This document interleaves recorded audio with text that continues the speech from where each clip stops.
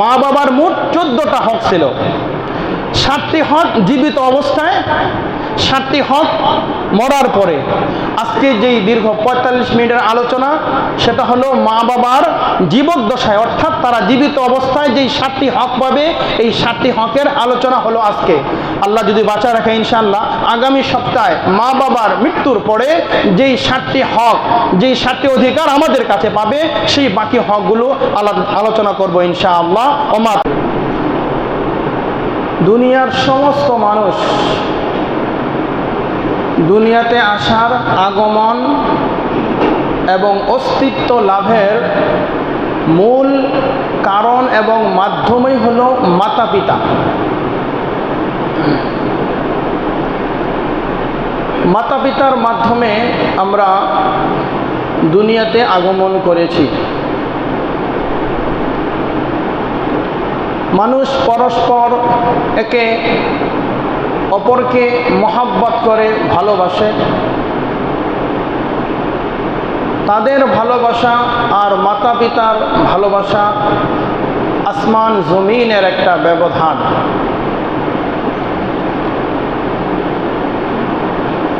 মানুষ একজন আরেকজনকে ভালোবাসে স্বার্থের কারণে।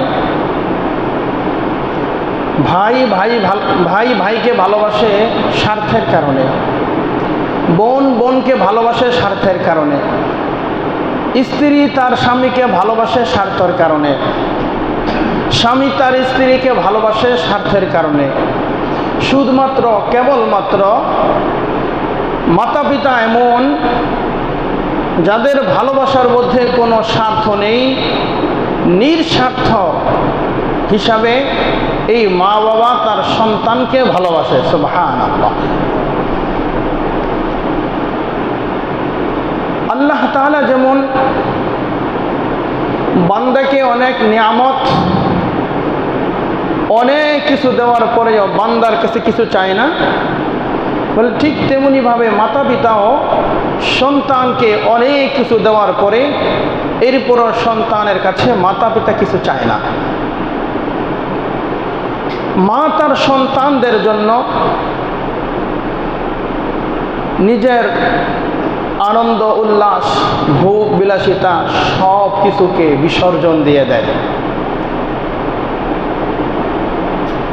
সব কিছুকে বিসর্জন দিয়ে সন্তানের কল্যাণ চায়। সুবহানাল্লাহ।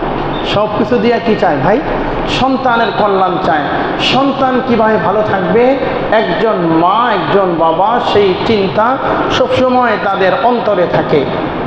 বলে সন্তানের মায়া, মহব্বত, ভালোবাসা, অনুগ্রহ, এগুলো আল্লাহ তাআলার একটা নিজাম। আল্লাহ তাআলা মা বাবার অন্তরের মধ্যে আল্লাহ পয়দা করে দিয়েছেন। এই জ্বালা আল্লাহ তাআলা মায়ের অন্তরে দিয়ে দিয়েছেন। তাই তো আল্লাহ তাআলা মায়ের মর্যাদাকে, পিতার মর্যাদাকে অনেক উঁচু করে দিয়েছেন। সুবহানাল্লাহ। কেমন উঁচু করেছেন?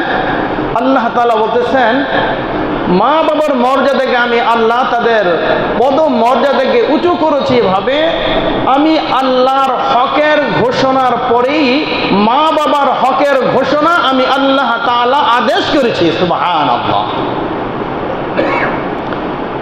মাতা পিতার হক, মাতা পিতার অধিকার, তাদের মর্যাদা সম্পর্কে আল্লাহ স্বয়ং কোরআনে কারিমে আল্লাহ তাআলা ঘোষণা করেছেন। যে আয়াতে কারিমা আমি খুতবার মধ্যে তেলাওয়াত করেছিলাম, সূরা বানী ইসরাঈল এর 23 এবং 24 নম্বর আয়াত, 15 পারার 3 নম্বর পৃষ্ঠা। আল্লাহ তাআলা বলতেছেন, وَقَضَى رَبُّكَ أَلَّا تَعْبُدُوا إِلَّا إِيَّاهُ وَبِالْوَالِدَيْنِ إِحْسَانًا وَقَضَى رَبُّكَ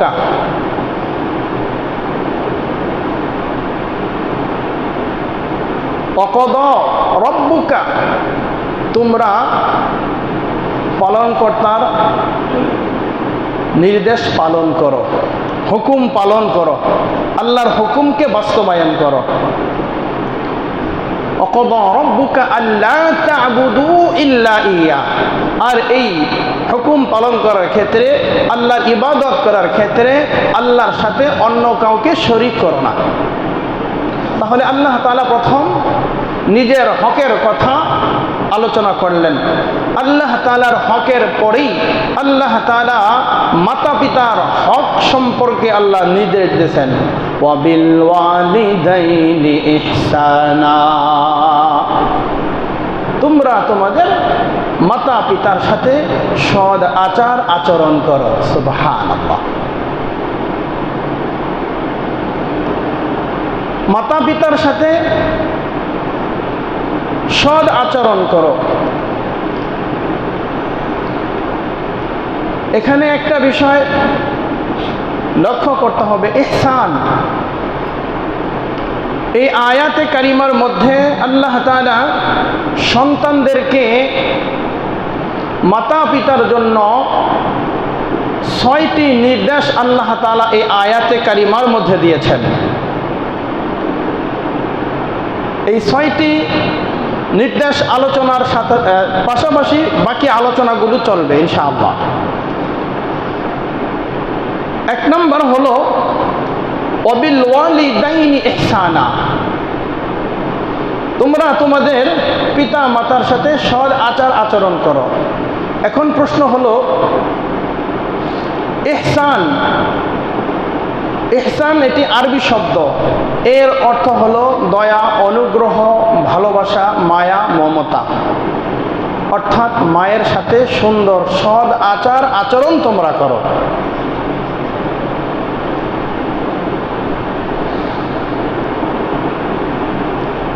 এক সাহাবী এসে জিজ্ঞাসা করলেন, ইয়া রাসূলুল্লাহ, সবচাইতে উত্তম আমল কোনটি? আল্লাহ রাসূল বললেন, ক্বালা সালাতি আলা ওয়াক্তিহা, সময় মতন নির্দিষ্ট সময় তার নামাজ আদায় করা। নির্দিষ্ট সময় নামাজ আদায় করা। দ্বিতীয় নম্বর হলো বিরুল ওয়ালিদাইন, অর্থাৎ মাতা পিতার সাথে সৎ আচার আচরণ করা। তৃতীয় নম্বর হলো ক্বালাল জিহাদু ফি সাবিলিল্লাহ, আল্লাহর রাস্তায় জিহাদ করা। 3টি আমলের কথা এখানে বলে দিলেন। তো প্রথম নম্বর পাইলাম নামাজের কথা, এরপরে মাতা পিতার সাথে সৎ ব্যবহার, তৃতীয় নম্বর জিহাদ। জিহাদের চাইতেও মাতা পিতার খেদমতকে আল্লাহ তাআলা প্রাধান্য দিয়েছেন। সুবহানাল্লাহ। এই হাদিসের মধ্যে আসছে, অপর এক হাদিসের বর্ণনা আমরা অনেকেই জানি, ওয়াইস করুনি, তিনি শুধুমাত্র কেবলমাত্র তার মায়ের খেদমতের জন্য তিনি সাহাবী হতে পারেননি। ইয়ামেনের করণ যেই গ্রামটি, সেই গ্রামের মধ্যে ওয়াইস করুনির জন্ম হয়েছিল।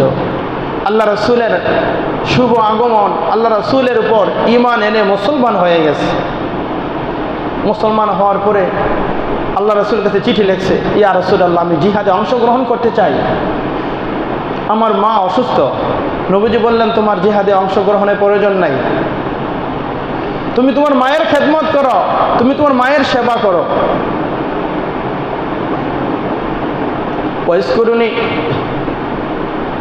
বলে মায়ের খেদমতে এমন নিয়োজিত ছিলেন যে যার কারণে তিনি আর কোনো যুদ্ধে অংশগ্রহণ করতে পারেন নাই। আল্লাহ রাসূলের সাথে তার দেখা হয় নাই, রাসূলের ইন্তেকাল হয়ে গেছে। সাহাবী কাকে বলে? যে ঈমান অবস্থায় আল্লাহ রাসূলকে দেখেছে, ঈমান অবস্থায় আল্লাহ রাসূলের খেদমত উপস্থিত ছিল, ঈমান অবস্থায় মৃত্যুবরণ করেছে। এক সাহাবী অন্ধ, আব্দুল্লাহ ইবনে উম্মে মাকতুম, ঈমান এনেছে, তার ব্যাপারে কোরআনের আয়াত নাযিল হয়েছে, কিন্তু তিনি আল্লাহ রাসূলকে দেখেন নাই। এজন্য বলছে যে ঈমান অবস্থায় আল্লাহ রাসূলকে দেখেছে, ঈমান অবস্থায় রাসূলের খেদমতে উপস্থিত হয়েছে এবং ঈমান অবস্থায় মৃত্যুবরণ করেছে, তাকে বলা হয় সাহাবী।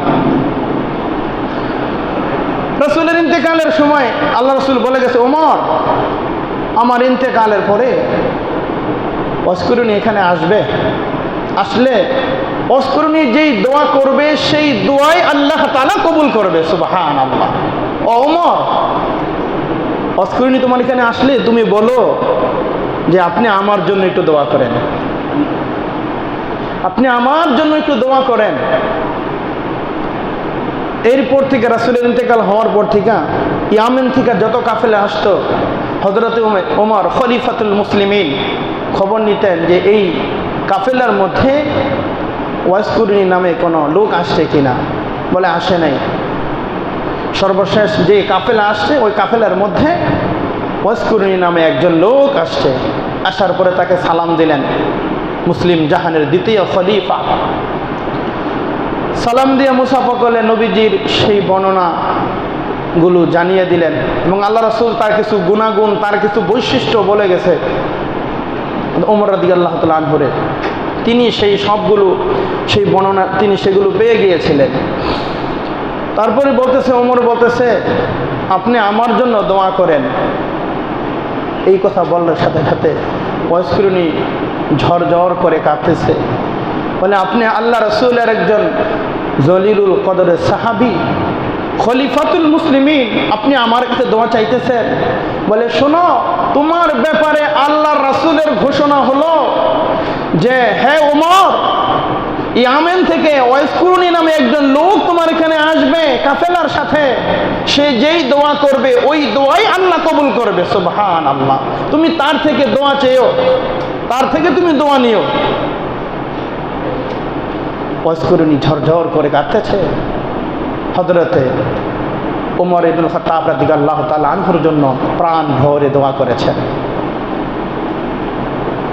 তাহলে ইহসান, দয়া, অনুগ্রহ মাতা পিতার প্রতি যদি করা যায়, আল্লাহ তাআলা আপনার দোয়াকে আল্লাহ কবুল করবেন। সুবহানাল্লাহ। 3 ব্যক্তির দোয়া আল্লাহ কখনো কবুল, আল্লাহ ফেরত দেন না। মুসাফিরের দোয়া, সন্তান যখন মাতা পিতার জন্য দোয়া করে, মাতা পিতা যখন সন্তানের জন্য দোয়া করে, আর কোন মজলুম যখন আল্লাহ তাআলার কাছে 2টি হাত সম্প্রসারিত করে দেয়, এই মজলুমের, জালেমের, জুলুমের, অত্যাচারের যে মজলুম, এই মজলুম যখন দোয়া করে, এই মজলুমের দোয়াকে আল্লাহ কবুল করে। সুবহানাল্লাহ। তাহলে ওয়াবিল ওয়ালিদাইনি ইহসানা 1 নম্বর।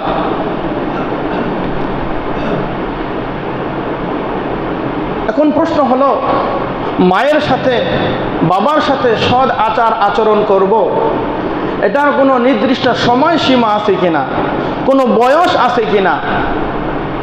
আল্লাহ রাসূল বলছে যে না, তাদের সাথে আচার আচরণের জন্য, সৎ ব্যবহারের জন্য, ভালো ব্যবহারের জন্য কোনো সময়সীমা নেই, কোনো বয়স নেই।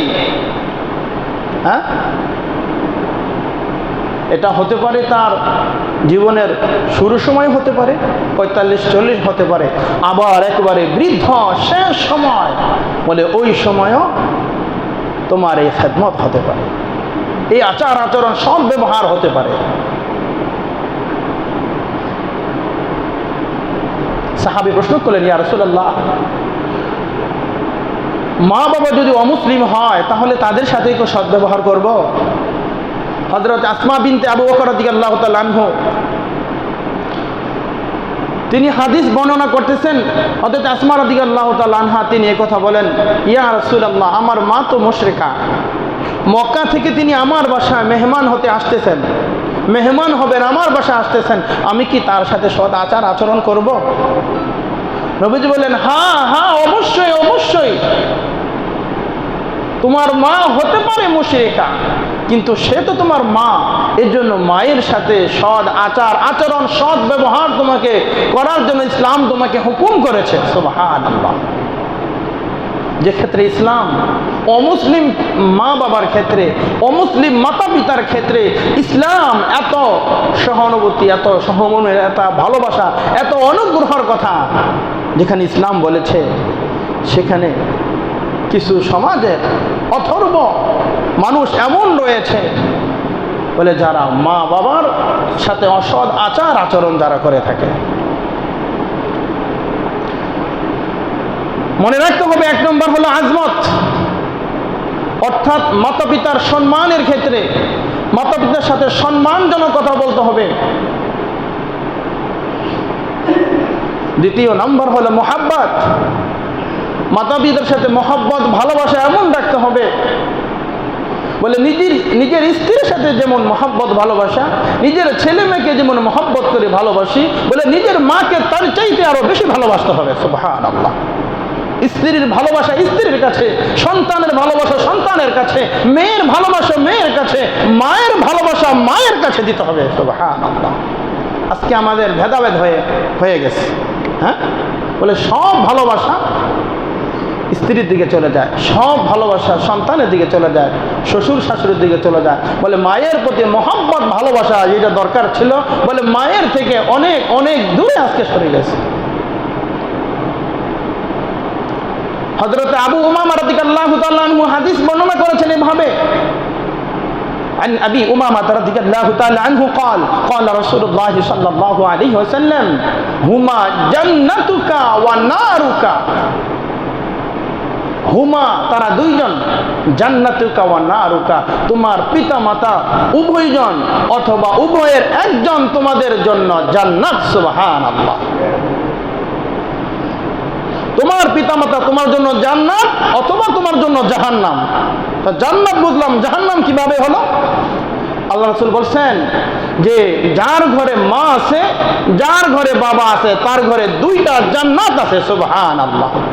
যার ঘরে উভয়ের একজন আছে, তার ঘরে একটা জান্নাত আছে। তুমি চাইলে জান্নাতের এই দরজা ভাঙতে পারো, তুমি চাইলে এই জান্নাতের এই দরজাকে তুমি সম্পৃক্ত রাখতে পারো। সুবহানাল্লাহ। হুমা জান্নাতুকা ওয়া নারুকা।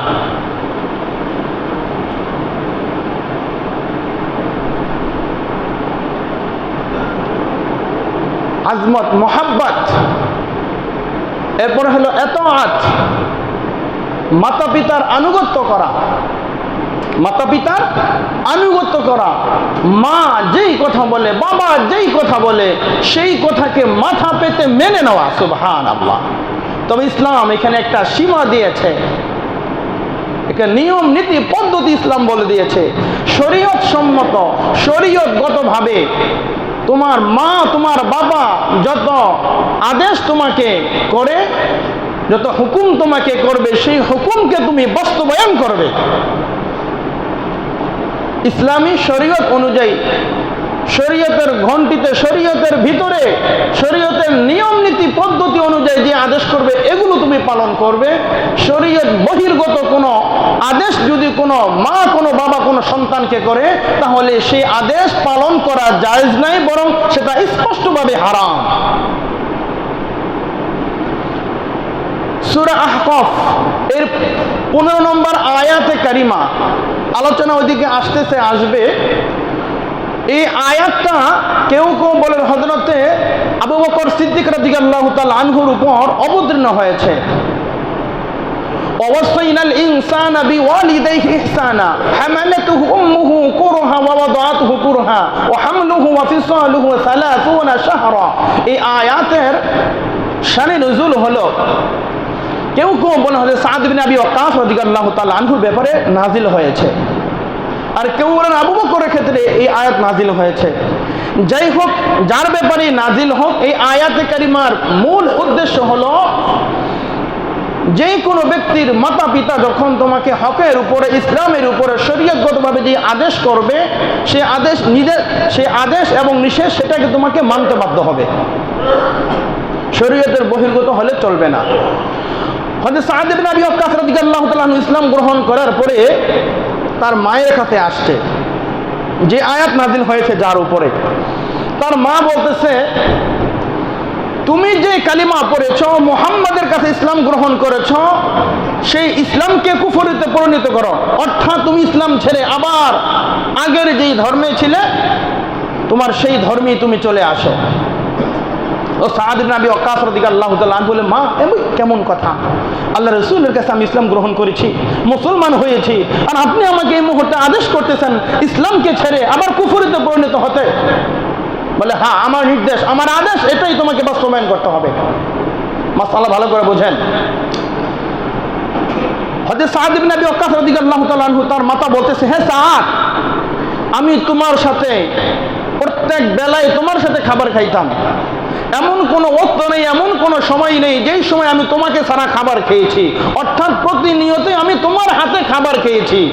যতক্ষণ পর্যন্ত তুমি ঈমান না ছাড়বে, এই কালিমা না ছাড়বে, যতক্ষণ পর্যন্ত আমার কুফরিতে পরিণত না হবে, ততক্ষণ পর্যন্ত আমি তোমার সাথে আর আহার করব না। এই ক্ষুধার্ত অবস্থায় আমি দুনিয়া থেকে বিদায় হব। এই কথার পরে সাদ ইবনে আবি ওয়াক্কাস রাদিয়াল্লাহু তাআলা আনহু বলছে, মা, আপনাকে মা হিসাবে আজমত মোহাব্বত করি, আপনাকে এতহাত করি। তার মানে এই নয় আপনি ইসলাম বহির্গত আমাকে আদেশ করবেন, আমাকে হুকুম করবেন, আর আমি সন্তান হিসেবে ওই কথাকে আমি বাস্তবায়ন করব। মা, এটা শরীয়তের কোরআনের সাথে সংঘর্ষ। মা, আপনার এই কথাকে আমি মানতে পারবো না। আপনি যদি খানা না খান, তাহলে আপনি এমতো অবস্থায় যদি মৃত্যুবরণ করেন, তাহলে আমি সাদের আর কিছুই করার থাকবে না। কোন কোন বর্ণনার মধ্যে লেখছে, এরপরে সাদের মাকে জোর করে তার মুখের মধ্যে খাবার প্রবেশ করানো হয়েছে। লা তাআতা লিমাখলুকিন, কোন মাখলুকের আনুগত্য করা জায়েজ হবে না ফি মাসিয়াতিল খালিক, স্রষ্টার নাফরমানি করে। হাদিসের মূল অর্থ হলো স্রষ্টার নাফরমানি করে কোন সৃষ্টির আনুগত্য করা এটা জায়েজ নাই। এটা পৃথিবীর যত বড় পীর, মাশায়েখ, ওলি, আব্দাল, গাউস, কুতুব যেই হোক না কেন, মায়ের কথা তো আগেই ভূমিকা বলছে পৃথিবীর যত বড়ই মানুষ হোক না কেন, যে কেউ হোক না কেন, বলে স্রষ্টার নাফরমানি করে সৃষ্টির আনুগত্য করা এটা কোনোভাবেই জায়েজ নাই, এটা কোনোভাবেই জায়েজ হবে না, এটা স্পষ্টভাবে হারাম। তাহলে মা, এত হাত আপনাকে সম্মান করি, আপনার আনুগত্য প্রদর্শন করি, যখন ইসলামের সাথে, যখন ইসলামের মুখালিফ হবে, ইসলামের বিরুদ্ধে হবে, তখন সেই কথা মানা যাবে না। মা যদি শরীয়ত সম্মত কারণ যদি বলে হ্যাঁ তোমার স্ত্রীকে তালাক দিতে হবে, হ্যাঁ, যদি দেখে মা তার ভিতরে শরীয়তের যেই নিয়ম নীতি পদ্ধতি যেগুলো রয়েছে এগুলো তার পুত্রবধূর মধ্যে নেই, সেক্ষেত্রে মায়ের কথা মানা সন্তানের জন্য ওয়াজিব হয়ে যাবে। ইব্রাহিম আলাইহিস সালাম ইতিহাস জানেন, সেই দিকে যাওয়ার সময় হচ্ছে না। ইব্রাহিম আলাইহিস সালাম গিয়েছেন, যাওয়ার পরে বৃদ্ধ মানুষ, যাওয়ার পরে তার পুত্রবধূ আচরণ ভালো করে নাই, গেছে পরীক্ষা করার জন্য পুত্রবধূ কেমন। যাওয়ার সময় বৃদ্ধ মানুষ বলে আসছে, আমার সন্তানকে আসলে বলবে তোমার ঘরের চৌকাঠটা ভালো না, চৌকাঠটা পরিবর্তন করতে হবে। ইব্রাহিম আলাইহিস সালাম চলে আসলেন, আসার পরে ওই মহিলার স্বামী যখন আসছে, বলে বাসায় কেউ আসছিল? বলে হ্যাঁ। কে? এক বৃদ্ধ লোক আসছিল। এক বৃদ্ধ লোক আসছিল। বলে কি বলছে? বলছে যে যদি আপনার স্বামী আসে তাহলে আসলে বললেন আপনার ঘরের চৌকাঠটা ভালো না, আপনার ঘরের চৌকাঠটা পরিবর্তন করতে হবে। আল্লাহর পয়গম্বর ছেলে পয়গম্বর বুঝে গেছে। বলছে বিবি, ওটাই হলো আমার বাবা ইব্রাহিম, তোমার যে আচরণ ছিল আমার পিতার সাথে সব কিছু উনি বুঝে ফেলেছেন, এজন্যই বলেছে তোমাকে পরিবর্তন করার জন্য। জুমার আলোচনা তো লম্বা করা যায় না, যাই হোক, তো বলতেছিলাম এরপরে খেদমত, মাতা পিতার খেদমত করতে হবে।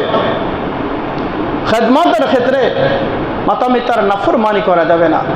আল্লাহ রাসূল সাল্লাল্লাহু আলাইহি ওয়াসাল্লাম স্পষ্ট হাদিসের মধ্যে ঘোষণা করেছেন, ইন্নাল্লাহা হারামা আলাইকুম উকুকাল উম্মাহাত, নিশ্চয়ই তোমাদের জন্য হারাম করে দেওয়া হয়েছে। ইন্নাল্লাহা হারামা আলাইকুম, নিশ্চয়ই তোমাদের জন্য হারাম করে দেওয়া হয়েছে উকুকাল উম্মাহাত, তোমার মাতা পিতার সাথে অসৎ আচরণ করা, খারাপ ব্যবহার করা, এটা তোমাদের জন্য আল্লাহ হারাম করে দিয়েছেন। তা অসৎ আচরণ যদি হারাম করে দিতে হয় তাহলে তাদেরকে কি করতে হবে? খেদমত তাদের জন্য করতে হবে, সব কিছু তাদের দেখাশোনা করতে হবে। আজকে মায়ের খেদমত আজকে আমাদের দ্বারা হচ্ছে না, যেই পরিমাণ খেদমত মায়ের প্রয়োজন।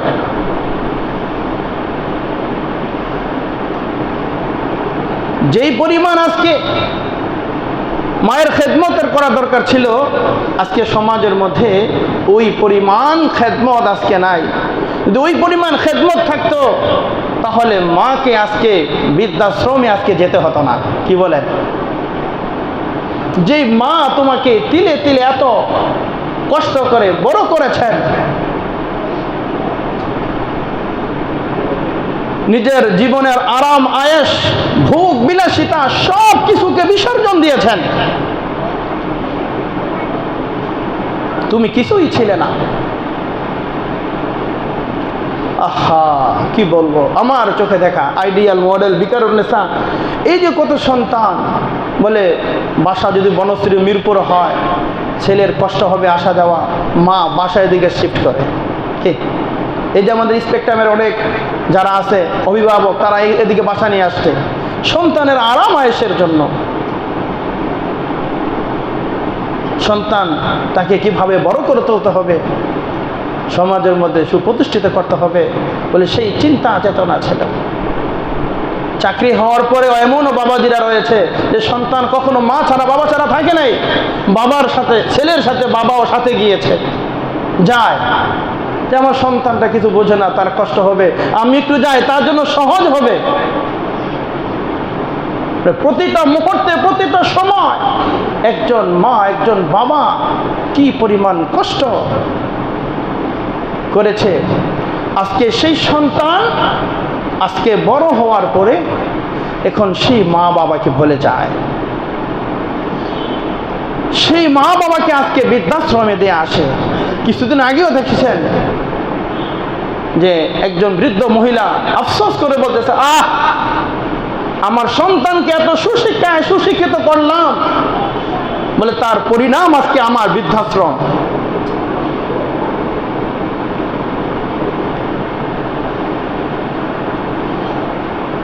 সন্তানের হক আদায় করতে হবে।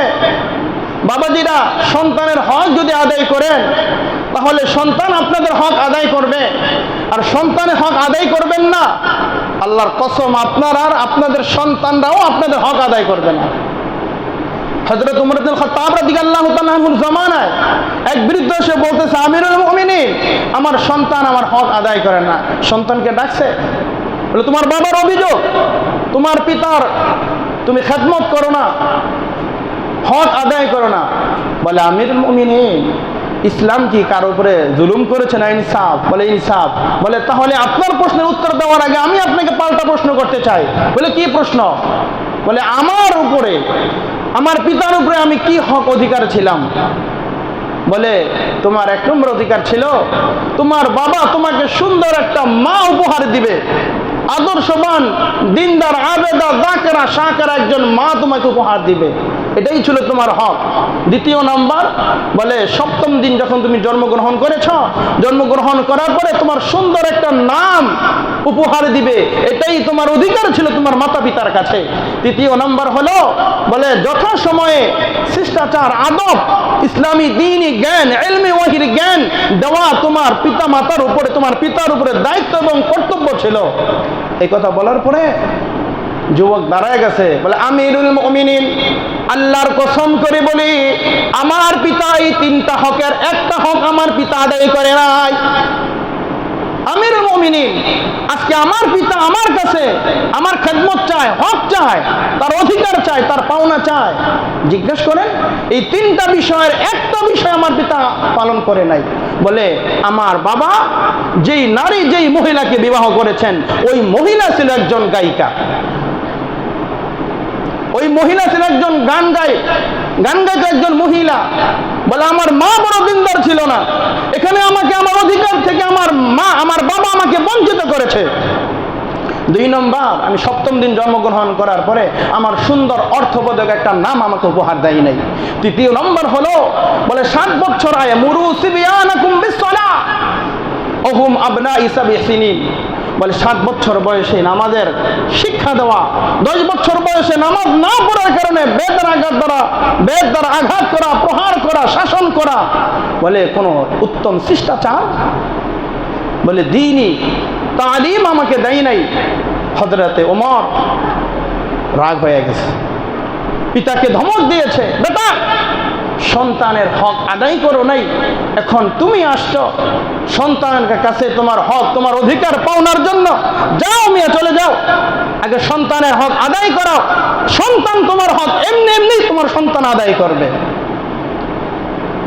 বেয়াদবি মাফ করবেন, স্কুল ভার্সিটি কলেজ, হ্যাঁ ডাক্তার এমবিবিএস উকিল ঠুকিল যা আছে সব সর্বস্তরের মানুষ যারা জেনারেল শিক্ষিত তাদের মধ্যে কিছু ভালো আছে, বাকি কয়জন আজকে মা বাবাকে যেভাবে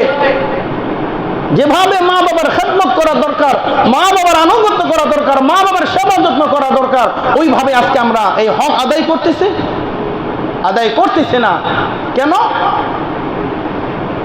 একটাই কারণ, আজকে যারা বৃদ্ধাশ্রমে আছে খোঁজ খবর নিয়ে দেখেন, যারা আফসোস করে সন্তানকে এত লেখাপড়া করাইয়া পিএইচডি করাইলাম, এত ডক্টর এমবিবিএস এত কিছু করলাম, আজকে তার পরিণাম বৃদ্ধাশ্রম। হ্যাঁ, ওই মাকে বলবো, মা তুমি তোমার সন্তানকে দুনিয়া শিক্ষা দিয়েছো, দুনিয়া আখিরাতের ইলমে ওয়াহির জ্ঞান তুমি দাও নাই, তাওহীদের জ্ঞান, একত্ববাদের জ্ঞান, আল্লাহ রাসূলকে চিনার কোনো জ্ঞান তাদের ভিতরে দাও নাই, যার কারণে আজকে তোমাদের আজকে এই অবস্থা। দেখান একজন আদনা থেকে একজন আদনা আলেম, যারা মুক্তবের কারি সাহেব, যারা মুয়াজ্জিন, যারা মসজিদের খাদেম, এমন একজন মানুষের একটা নজির একটা মেসাল দেখাতে পারবেন না বলে যাদের মা বাবা বৃদ্ধাশ্রমে আছে। তাদের মা বাবা আপার লেভেল বড় না বানাতে পারলেও ক্ষুদ্র লেখাপড়া করাইছে, কিন্তু তাদের ভিতরে তালিম ঢুকাইয়া দিছে, ইলমে ওয়াহির জ্ঞান তাদের ভিতরে ঢুকাইয়া দিছে।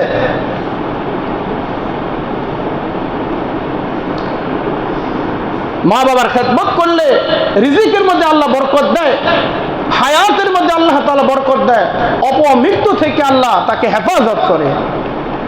কবি বড় চমৎকার ভাষা বলতেছে, খেদমতে মা দরপদের কুন ইখতিয়ার তাশাউই আজমাল দৌলত বখতিয়ার, খেদমতে মা দরপদের কুন সুবহ শাম তাশাউই আজমাল দৌলত বখতিয়ার, খেদমতে মা দরপদের কুন সুবহ শাম তাকে বাসি দর্দ আদম নেকে নাম, ই আমানত চন্দে রোজে নজদ মাস দর হাকিকত মাল হরশি খুদা আস।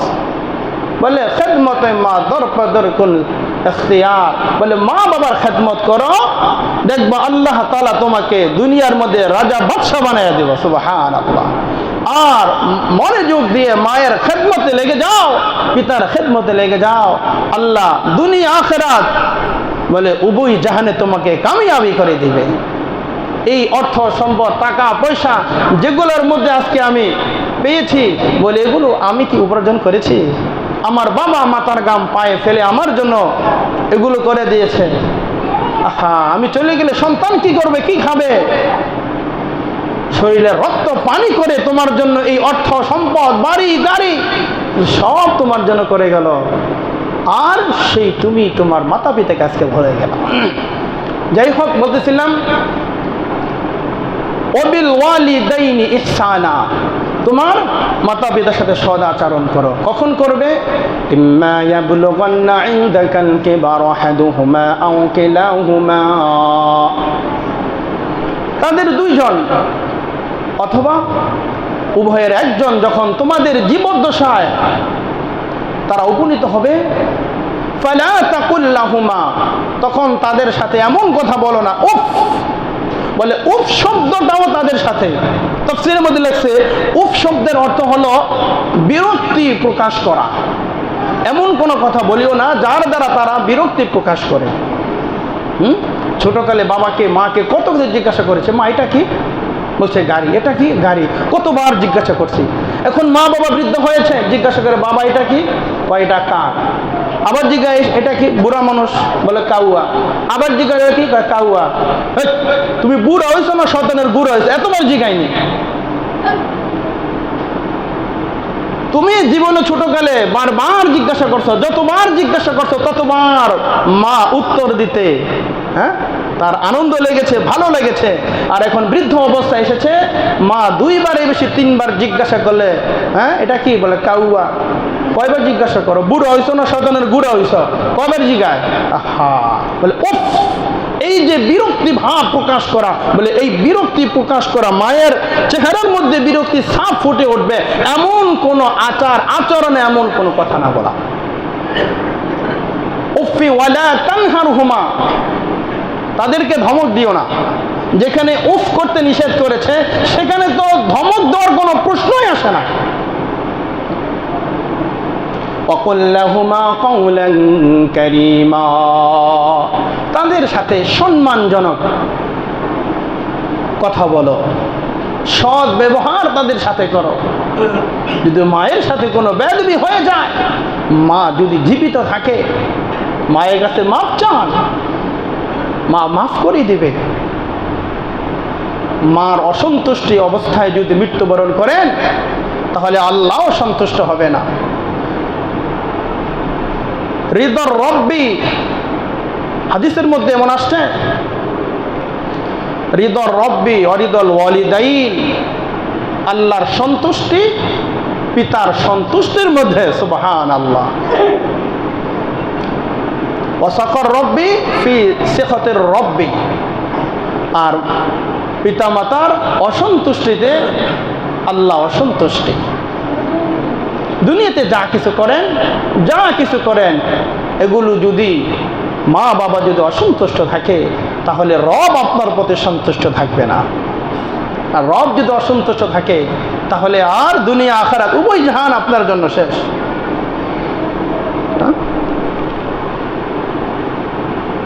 وَقُلْ لَهُمَا قَوْلًا كَرِيمًا, এরপর বলতেছেন ওয়াখফিদ লাহুমা জানাহাল যুল্লি মিনার রাহমাহ, ওয়াখফিদ লাহুমা বলে তাদের উপরে বিনয়ের ডানা ছায়ার মতো মেলে দাও। ওয়াখফিদ লাহুমা জানাহাল যুল্লি মিনার রাহমাহ, এর রহমত দ্বারা উদ্দেশ্য হলো বলে বিশেষ সময়ে, যেই সময় তাদের বিষয়গুলো তারা অতি দুর্বল হয়ে পড়ে, ওই সময় তাদের বেশি করে তাদের খোঁজ খবর তোমরা রাখো। 6 নম্বর আদেশ দিয়েছেন আল্লাহ, অকুর রব্বিরহামহুমা কামা রাব্বায়ানি সগীরা। 6 নম্বর এসে বলে তোমরা তোমাদের মাতা পিতার জন্য দোয়া করো, আল্লাহ আমাদের মাতা পিতা যেভাবে আমাদেরকে লালন পালন করেছে, শৈশবে আমাদেরকে যেভাবে তারা আদর সোহাগ ভালোবাসা দিয়ে বড় করে তুলেছে, আর রব্বি কারীম এখন তাদেরকে সেই শৈশবের মতো তাদের উপরে তুমি রহমতের ডানা তাদের উপরে বিছিয়ে দাও।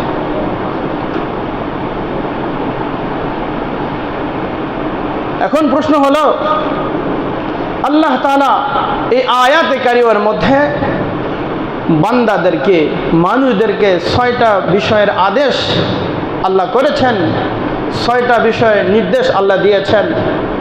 বলে এই 6টা বিষয়কে যদি কোরআনে কারিমের সূরা বানী ইসরাঈল এর 23 এবং 24 এই 2টা আয়াতকে যদি আমরা ফলো করি, 2টা আয়াতকে অনুসরণ করি, তাহলেই মা বাবার খেদমত, মা বাবার হক যথাযথভাবে আদায় হয়ে যাবে। এখন প্রশ্ন হলো, মা বাবার ক্ষেত্রে, মা বাবার হকের ক্ষেত্রে, তাদের সম্মানের ক্ষেত্রে কি ইসলাম সমান দিয়েছে না কম বেশি তারতম্য করেছে? ইসলামী শরীয়ত বলে যে মায়ের যেমন সম্মান পিতার ঠিক তেমনি সম্মান। মায়ের যেমন ইসলামে হক রয়েছে বলে পিতারও ঠিক সেই একই হক রয়েছে। মাতা পিতার হক, তাদের পদমর্যাদা এক। তবে হ্যাঁ, কোন কোরআনে কারিমের আয়াত এবং হাদিসের মাধ্যমে মায়ের অধিকারকে প্রাধান্য দেওয়া হয়েছে, মায়ের অধিকারকে প্রাধান্য দেওয়া হয়েছে। রাসূলুল্লাহ সাল্লাল্লাহু আলাইহি ওয়াসাল্লামের কাছে যা রাজুলুন ইলা রাসূলিল্লাহ সাল্লাল্লাহু আলাইহি ওয়াসাল্লাম আইয়ুল আমালি আহাব্বু বিহুসনি সাহাবাতি, জিজ্ঞাসা করলো এক সাহাবী, হযরত আবু হুরায়রা রাদিয়াল্লাহু তাআলা আনহু বর্ণনা করেন, ইয়া রাসূলুল্লাহ বলে আমার কাছে সবচাইতে সৎ আচরণ পাওয়ার উপযুক্ত কে সবচাইতে বেশি হকদার? নবীজি বললেন ক্বালা উম্মুকা, তোমার মা। দ্বিতীয়বার ওই সাহাবী বললেন ক্বালা সুম্মা মান, ইয়া রাসূলুল্লাহ, অতঃপর সবচাইতে বেশি হক, সবচাইতে সম্মান, সবচাইতে অধিকার পাওয়ার উপযুক্ত কে? নবীজি বললেন ক্বালা উম্মুকা। দ্বিতীয়বার একই কথা। তৃতীয়বার ক্বালা সুম্মা মান। ইয়া রাসূলুল্লাহ, বুঝলাম, এরপরে কার? এরপরে আমার কাছে সবচাইতে বেশি সৎ আচার আচরণ পাওয়ার উপযুক্ত পাত্র কে? কার সাথে বেশি সৎ আচরণ করব? নবীজি বললেন ক্বালা সুম্মা উম্মুকা, মায়ের কথা। চতুর্থবার যখন জিজ্ঞাসা করছেন, চতুর্থবার নবীজি বলছেন ক্বালা আবুকা, তোমার পিতা। এখন প্রশ্ন, হুজুর একটু আগেই বলে গেলেন সম্মান, মর্যাদা, অধিকার সকলের দুজনের এক, এখানে মায়ের ক্ষেত্রে এসে বিষয় হলো কেন? আগেই বলেছিলাম যে কোন হাদিস এবং কোরআনে কারিমের আয়াতের মাধ্যমে মায়ের মর্যাদাকে, মায়ের অধিকারকে আল্লাহ বেশি প্রাধান্য দিয়েছেন। সুবহানাল্লাহ। তাহলে হাদিসের মাধ্যমে আমরা পেয়ে গেলাম যে আল্লাহ রাসূলকে যখন প্রশ্ন করে, ইয়া রাসূলুল্লাহ, সবচাইতে সৎ আচরণ সবচাইতে উপযোগী কে, উপযুক্ত কে? নবীজি তিনবার মায়ের কথাই বলেছেন।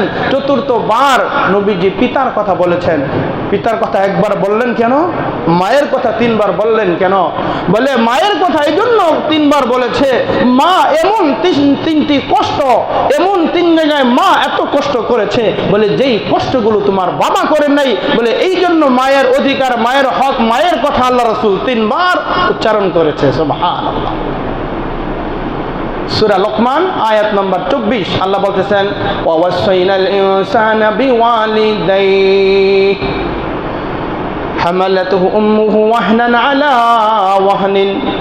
সূরা লোকমান আয়াত নম্বর 24 আল্লাহ বলতেছে মাতা পিতার সাথে সৎ আচার আচরণ করো। বলে কেন? বলে মা তোমাকে অতি কষ্টের পর কষ্ট সাধন করে তোমাকে গর্ভে ধারণ করেছে। সুবহানাল্লাহ।